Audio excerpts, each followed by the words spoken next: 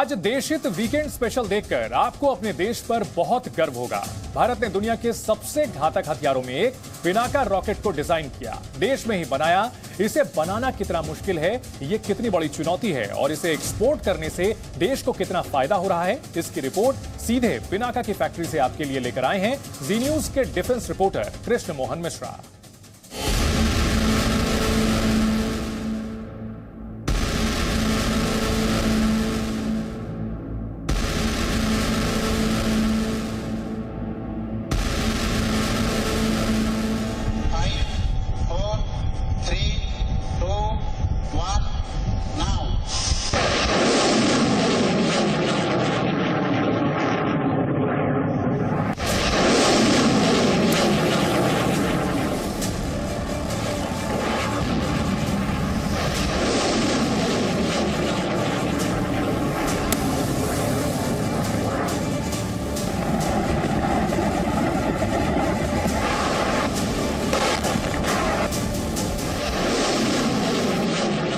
पिछले कुछ दिनों में हमने आपको पहले स्वदेशी एयरक्राफ्ट कैरियर, पहले स्वदेशी फाइटर जेट और पहले स्वदेशी लड़ाकू हेलीकॉप्टर के बारे में बताया है।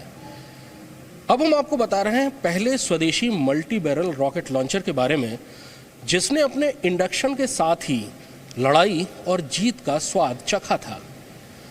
ये पिछले 2 दशकों से भारतीय सेना में बहुत कामयाबी से काम कर रहा है। इसका नाम भगवान रुद्र महाकाल के धनुष के नाम पर पिनाका रखा गया है और ये उसी तरह अचूक और घातक है। अब पिनाका को पहली बार निर्यात का ऑर्डर मिला है। दुनिया के दूसरे देशों की नज़रों में भी पिनाका रॉकेट सिस्टम चढ़ चुका है। हम आपको पिनाका के तबाही फैलाने की जो क्षमता है उसके बारे में ही बताएंगे, पिनाका के भविष्य के बारे में ही बताएंगे। लेकिन सबसे पहले आपको लेकर चलते हैं मेकिंग ऑफ पिनाका दिखाने उस फैक्ट्री के अंदर जहां भगवान शिव के धनुष के नाम पर यह रॉकेट सिस्टम गढ़ा जाता है।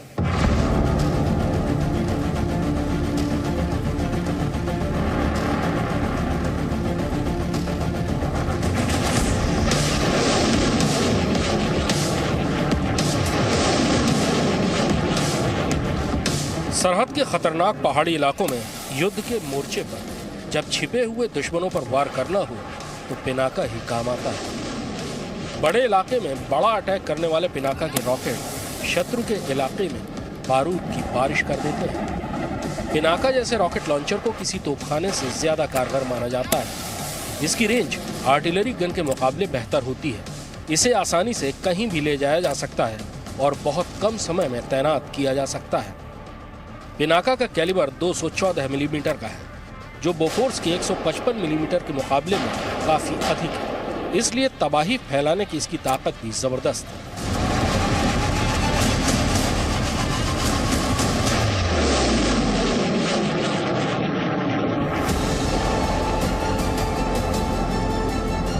पिनाका ने अपनी ताकत का पहला ट्रेलर करगिल युद्ध में ही दिखा दिया था। तब पिनाका को ऑफिशियली आर्मी में शामिल भी नहीं किया गया था।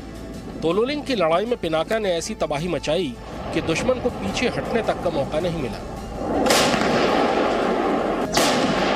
बोफोर्स तोप के साथ मिलकर पिनाका ने अपने सारे टारगेट्स को तबाह कर दिया था।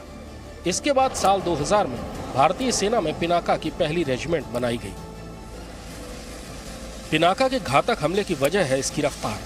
अटैक करते समय पिनाका के रॉकेट्स की रफ्तार 4.7 मैक यानी 5700 किलोमीटर प्रति घंटे से भी ज्यादा होती है।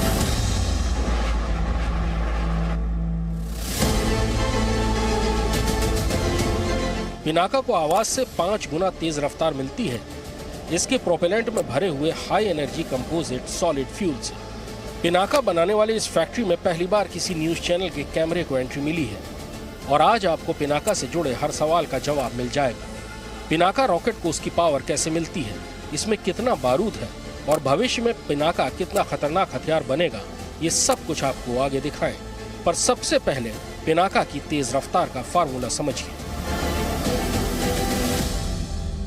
किसी भी रॉकेट या मिसाइल के मुख्य हिस्सों में एक प्रोपेलेंट होता है, यानी वो हिस्सा जहां से ईंधन रॉकेट के वॉरहेड यानी हथियार को आगे ले जाता है। आगे वॉरहेड होता है यानी हथियार का हिस्सा जो कि दुश्मन की तबाही फैलाता है।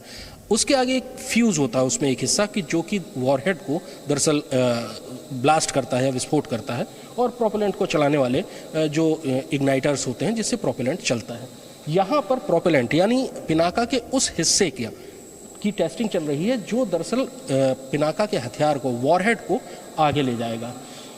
इसकी जांच बहुत ज़रूरी है, बहुत अच्छे ढंग से, क्योंकि इसमें अगर कोई भी लीक या क्रैक हुआ तो प्रोपेलेंट पहले ही विस्फोट कर जाएगा, रॉकेट आगे जाने के बजाय वहीं पर फट जाएगा और उससे बहुत नुकसान होगा।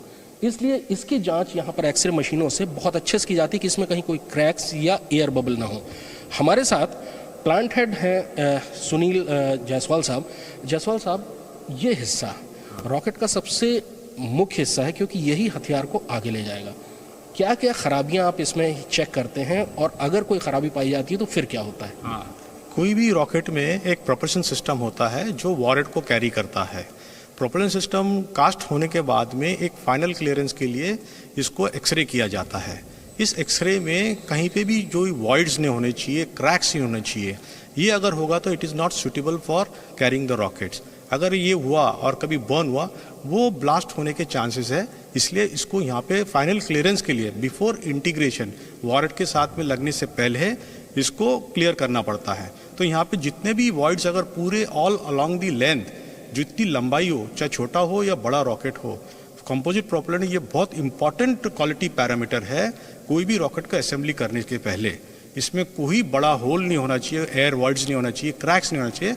वो ब्लास्ट होने के कागार पे रहता है। इसलिए यहाँ पे अगर ये रहा तो इसको रिजेक्ट कर दिया जाता है। बारूद या विस्फोटकों के साथ काम करना बहुत ज़्यादा सावधानी की बात होती है क्योंकि ये बहुत ख़तरनाक हो सकता है, और तब ये और ज़्यादा ख़तरनाक हो जाता है जब 100 किलो या 150 किलो या 200 किलो बहुत ही हाई एंड एक्सप्लोसिव मटेरियल किसी एक ट्यूब में रखे जाए जिसको कि रॉकेट के वॉरहेड को आगे ले जाना है। इसलिए चूक की कहीं कोई गुंजाइश नहीं, सावधानी हर स्तर पर बहुत ज़रूरी होती है। पिनाका के प्रोपेलेंट का काम रॉकेट को निशाने तक पहुंचाना होता है। टारगेट पर पहुंचते ही रॉकेट का वॉरहेड तबाही फैलाता है। पिनाका रॉकेट के वॉरहेड का वजन 100 से 250 किलोग्राम होता है और इसमें TNT RDX मिक्सचर के साथ 20,000 से ज्यादा टंगस्टन बॉल्स होती हैं जो इलाके को पूरी तौर पर तबाह कर देती हैं। जब रॉकेट अपने निशाने तक पहुंच जाता है तब उसका वॉरहेड का काम शुरू होता है। वॉरहेड यानी वो जगह, वो हिस्सा जहां पर बारूद होती है और साथ में कुछ और मटेरियल होता है जो फ्रेगमेंटेड मटेरियल भी हो सकता है, छर्रे भी हो सकते हैं, जो दरअसल तबाही फैलाते हैं। इसके अंदर बहुत ही विस्फोटक हाई एंड एक्सप्लोसिव होते हैं और उसके अंदर दूसरी कई चीज़ें होती हैं जो तबाही फैलाते हैं। वॉरहेड की कैपेसिटी ही किसी भी रॉकेट की जो क्षमता है, कोई रॉकेट कितना अच्छा है, वो ये बताता है कि उसका प्रोपेलेंट उसको कितनी दूर तक पहुंचा सकता है, कितना सटीक वो निशाना लगा सकता है। लेकिन तबाही का काम इस वॉरहेड का होता है। असली मसाला ये वॉरहेड है। जायसवाल साहब, पिनाका का वॉरहेड कितनी पावर रखता है, क्योंकि असली जो काम है वो इसका है। पिनाका का वॉरहेड दो टाइप के होते हैं। एक अगर आप जो देख रहे हैं ब्लैक कलर का, वो प्रैक्टिस वॉरहेड होता है, और एक आप ये जो येलो कलर का देख रहे हैं उसमें हाई एक्सप्लोसिव वॉरहेड होता है। प्रैक्टिस वॉरहेड जो आर्मी रेगुलर प्रैक्टिस करते रहती है ताकि किसी को ट्रेनिंग देनी हो, इसमें कोई मसाला, डमी मसाला रहता है और उसमें कोई छर्रे नहीं रहते हैं। येलो वाला जो तबाही मचाने का है, इसमें 20,500 छर्रे रहते हैं टंगस्टन बॉल के, और करीब करीब 25 किलो RDX बेस्ड कंपाउंड रहता है जो कि तबाही कर सकता है। ये ऐसे एक पॉड में 6 रॉकेट होते हैं जो 44 सेकंड में फायर हो जाते हैं। एक पिनाका रेजिमेंट की एक बैटरी में 6 रॉकेट लॉन्चर होते हैं और हर रॉकेट लॉन्चर में 6 रॉकेट होते हैं। हर रॉकेट में ये इस तरह का एक वॉरहेड लगा होता है जो 50 से 100 मीटर के इलाके को पूरी तौर पर तबाह कर सकता है।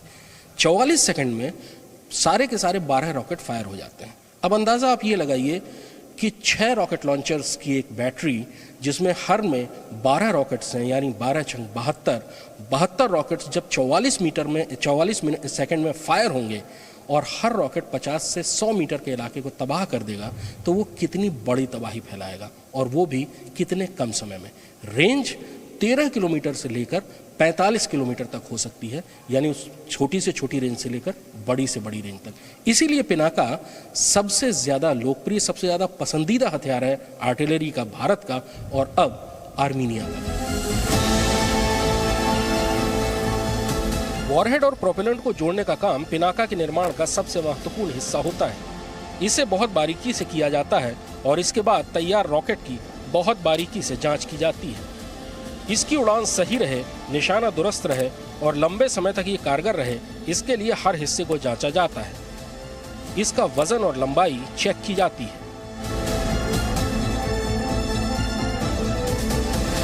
लॉन्च होने के बाद पिनाका की फ्लाइट कैसी होगी, कितनी देर में वो टारगेट तक पहुंचेगा, ऐसे सभी पैरामीटर्स का कंप्यूटर की मदद से पता लगाया जाता है और इसके बाद ये पिनाका रॉकेट तैयार है दुश्मन को तबाह करने के लिए।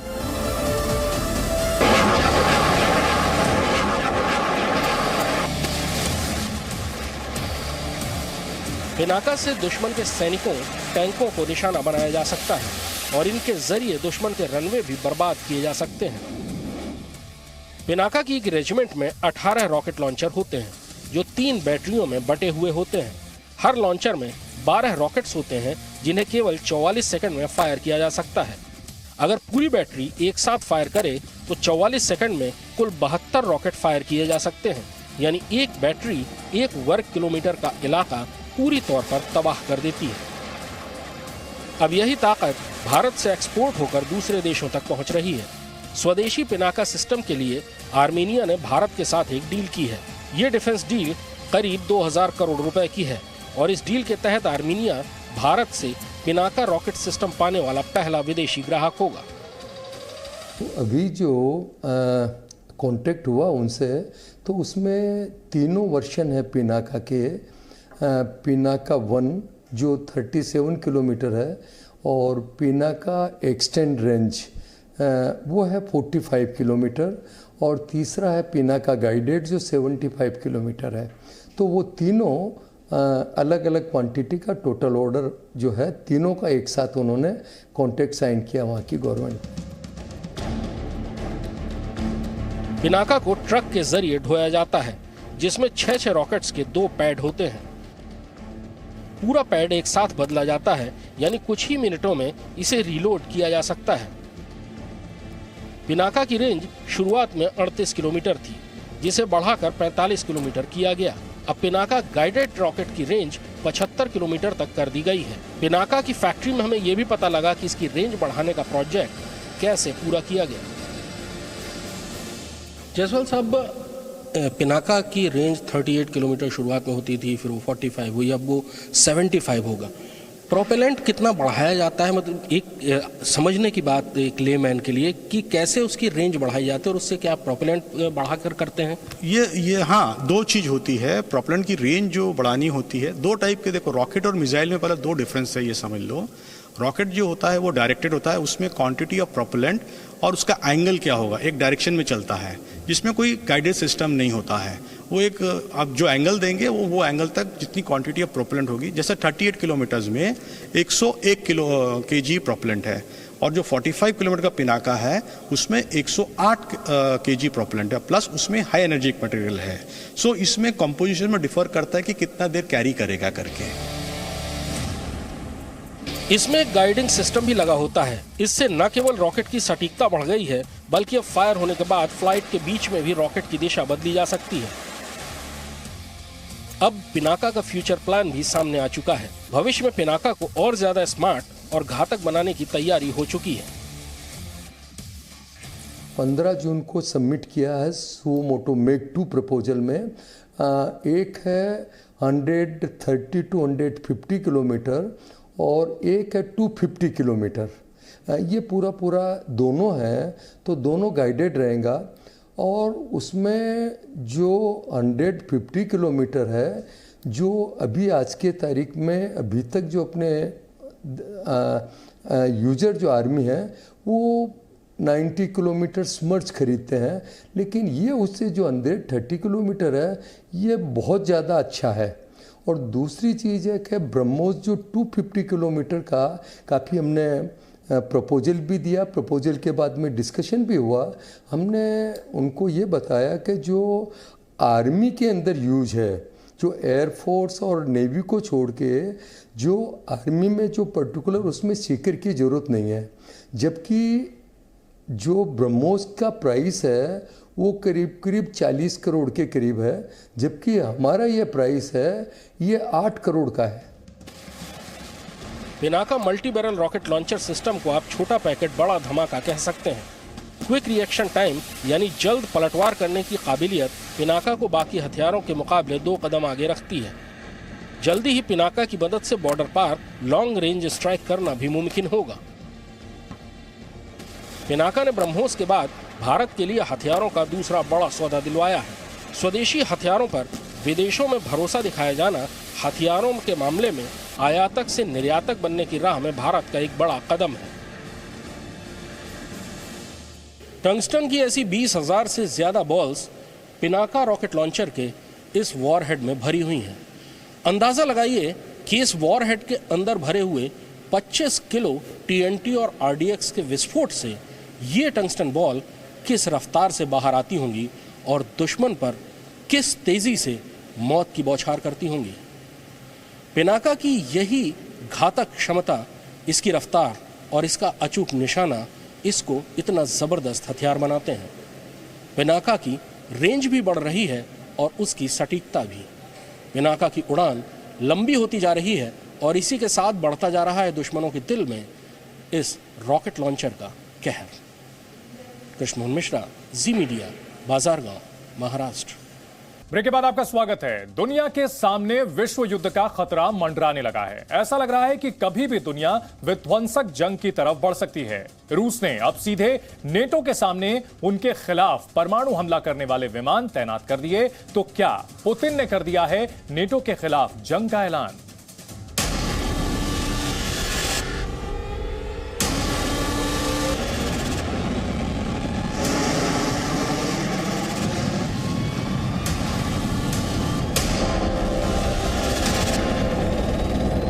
बचेगा यूक्रेन या खत्म होगा यूक्रेन? विध्वंसक जंग के बेहद करीब यूरोप। पुतिन के गुस्से की आग में तपेगी दुनिया।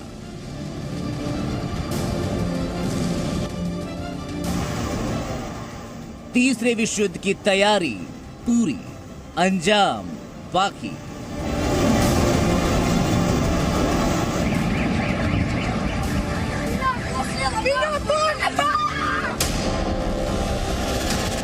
इन तस्वीरों में जो कतार से खड़े लड़ाकू विमान दिख रहे हैं वो असल में बर्बादी को तैयार राक्षस हैं, जो बस एक बटन दबते ही पूरे के पूरे यूरोप को तबाह कर सकते हैं, वो भी महज कुछ सेकंड में। लेकिन डरने की बात इससे भी ज्यादा ये है कि जहां ये विमान दिख रहे हैं वहां से नाटो देश नॉर्वे की सीमा से महज 20 मील यानी लगभग 32 किलोमीटर दूर है।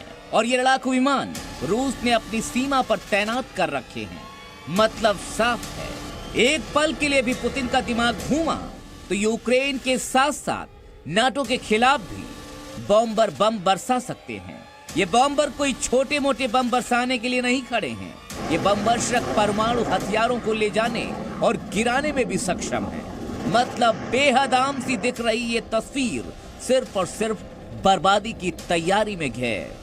रूस ने इन परमाणु हथियार को ले जाने में सक्षम बॉम्बर विमानों की तैनाती तब की है जब क्रीमिया और रूस को जोड़ने वाला पुल तबाह कर दिया गया। इसके बाद रूसी राष्ट्रपति ने खुलकर धमकी दी थी कि अगर रूस को नुकसान पहुंचा तो पुतिन हर हथियार का इस्तेमाल करेंगे। Тем, кто позволяет себе такие заявления в отношении России, хочу напомнить, что наша страна также располагает различными средствами поражения, а по отдельным компонентам и более современными, чем у стран НАТО. И при угрозе территориальной целостности нашей страны для защиты России и нашего народа мы, безусловно, используем все имеющиеся в нашем распоряжении средства. Это не блеф. А те, кто пытаются шантажировать нас ядерным оружием, должны знать, что роза ветров может развернуться и в их сторону. रूसी राष्ट्रपति व्लादिमीर पुतिन की ओर से परमाणु हमलों की धमकी के बाद रूसी बमवर्षक विमानों को नाटो देश की सीमा के करीब देखा गया है। एक सैटेलाइट इमेज में नॉर्वे की सीमा से 20 मील की दूरी पर रूस के TU Tu-160 और Tu-95 बॉम्बर्स का फ्लीट नजर आ रहा है। रूस के एयरबेस ओलेनिया पर कुल 11 व्योमरक्षक विमानों की तैनाती की गई है। Tu-160 को रूस का सबसे घातक विमान माना जाता है। ये 2200 किलोमीटर प्रति घंटे की रफ्तार से उड़ान भर सकता है। इसके साथ साथ ऑपरेशन के दौरान ये 7500 मील की दूरी बिना रुके तय कर सकता है। ये 1,10,000 किलोग्राम वजन अपने साथ ले जाने में सक्षम है।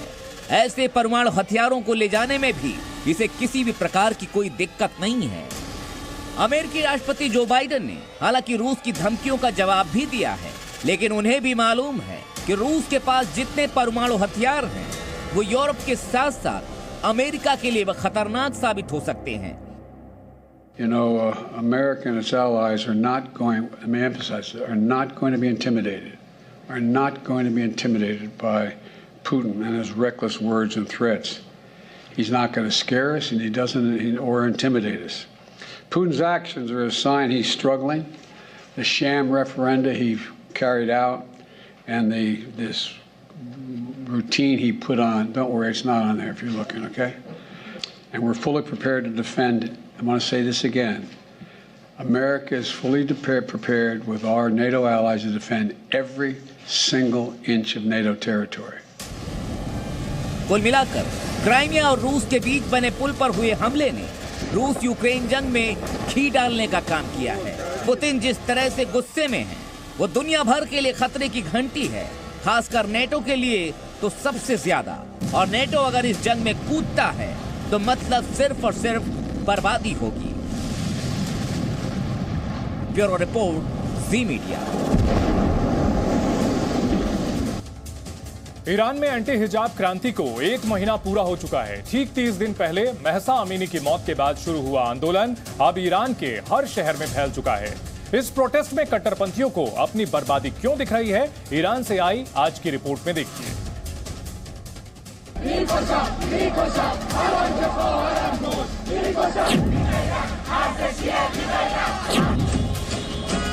ईरान में महसा आमिनी की मौत के बाद हिजाब के विरोध में शुरू हुए प्रदर्शन को अब 1 महीना बीत चुका है, लेकिन ईरान में हिजाब के खिलाफ हंगामा थम नहीं रहा। प्रदर्शन इस कदर बढ़ गए हैं कि हर तरफ अराजकता का माहौल बन गया है। ईरान में ऐसा आंदोलन वर्षों बाद देखने को मिला है। लड़कियों के साथ अब लड़के भी प्रदर्शन में हिस्सा ले रहे हैं।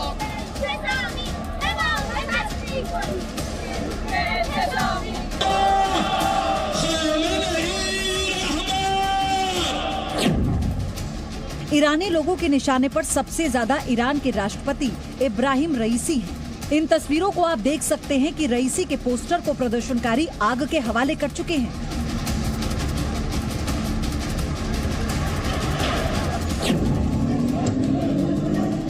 एक महीने से चल रहे इस प्रदर्शन में मानवाधिकार समूह के दावों के मुताबिक अब तक 185 लोगों की मौत हो चुकी है। 900 से अधिक लोग हिंसक झड़प में घायल हैं। इसके साथ 2000 से ज्यादा लोगों को हिरासत में लिया गया है। हालांकि ईरानी सरकार की तरफ से इससे संबंधित कोई आंकड़ा जारी नहीं किया गया।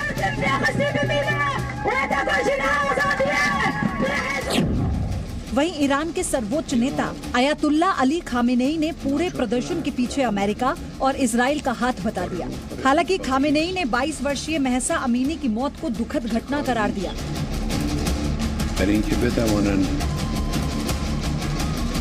आपको बता दें कि हिजाब के खिलाफ ईरान में जारी प्रदर्शन को दुनिया भर से समर्थन मिल रहा है। दुनिया के कई देशों की महिलाओं ने ईरानी महिलाओं को राइट टू चॉइस देने के लिए आवाज बुलंद की। पिछले 1 महीने में भारतीय अभिनेत्री प्रियंका चोपड़ा से लेकर कई बड़े बड़े कलाकारों ने भी ईरानी महिलाओं के समर्थन में पोस्ट किया।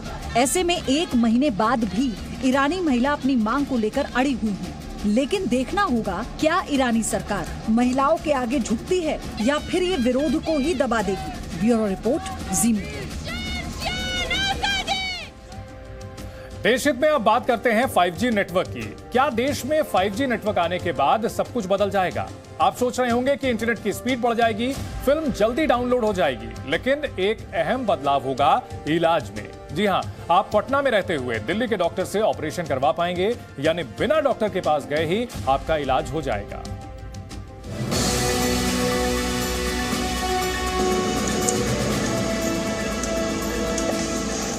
अगर आप बिहार के किसी गांव में बीमार हैं और आपको डॉक्टर ने ऑपरेशन की सलाह दी है, ऐसे में आपके पास अभी क्या ऑप्शन है? या तो आप पटना जाएंगे या फिर दिल्ली, क्योंकि गांव और गांव के करीब के शहरों में ऑपरेशन की सुविधा ना के बराबर है। लेकिन इस समस्या का निदान लेकर आया है 5G। देश के कुछ ऐसे सिस्टम हैं, ऐसी व्यवस्थाएं हैं जिसमें एक व्यवस्था मेडिकल की है, हेल्थ सर्विसेज की है, और आज हम उसी 5G को लेके आए हैं इस OT तक। वो 5G इस OT से कैसे चलेगा, एक ऑपरेशन थिएटर उस 5G से कैसे ऑपरेट होगा कि दिल्ली में बैठा हुआ कोई डॉक्टर भुवनेश्वर, कटक, पटना, छत्तीसगढ़ या इन सभी जगहों के किसी भी छोटे से कस्बे, शहर में बैठे बैठे, यहां से बैठे बैठे सर्जरी कर सकता है, पेशेंट को ऑपरेट कर सकता है और साथ साथ OPD भी कर सकता है, पेशेंट को देख भी सकता है। वो 5G से कैसे संभव होगा, आज हम आपको वो बताने के लिए आए। तकनीक एक ऐसी चीज है जिससे कुछ भी संभव है। इसलिए जब 5G और रोबोटिक ऑपरेशन आम जुड़ेंगे तो ऑपरेशन के लिए ना तो कहीं जाना पड़ेगा, ना ही फालतू की समस्या से सामना होगा। लेकिन ये तकनीक कैसे काम करेगी, आपको इस रिपोर्ट के जरिए बताते हैं। 3 कंपोनेंट होते हैं, एक एक करके मैं समझाता हूं।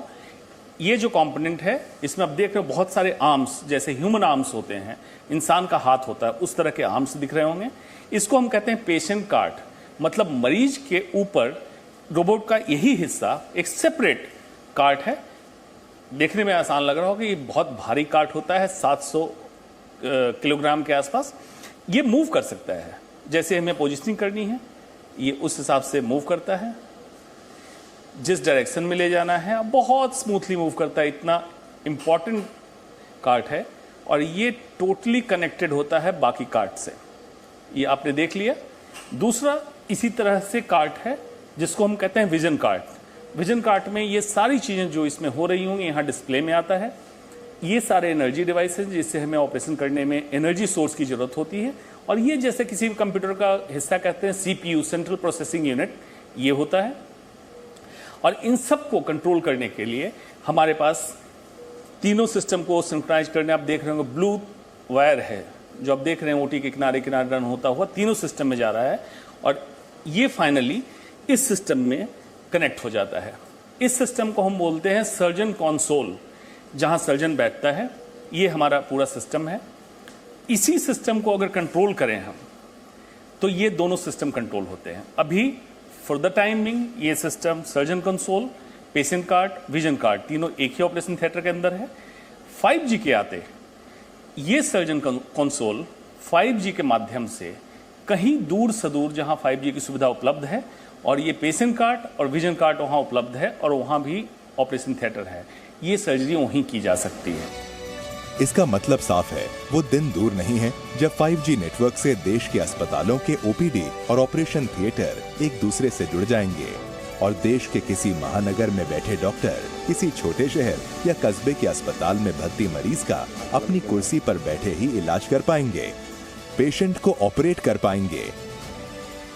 इलाज के दौरान रिस्पांस टाइम कम से कम, इलाज के दौरान रिएक्शन टाइम कम से कम, और तभी परफेक्शन के साथ उसके रिजल्ट आते हैं। और इसीलिए पूरा सिस्टम उस रिएक्शन टाइम को ऑलमोस्ट मिनिमाइज करने के लिए, ऑलमोस्ट 0 पे ले आने के लिए, और शायद अगला कुछ साल हो सकता है हम इंतजार करें, वो रिएक्शन टाइम शायद माइनस में चला जाएगा। वो टाइम लैप्स शायद ऐसा हो जाएगा कि फ्रैक्शन ऑफ सेकंड्स की जब आप बात सुनते हैं, वहां कमांड दिया और यहां कमांड इंप्लीमेंट हो गया।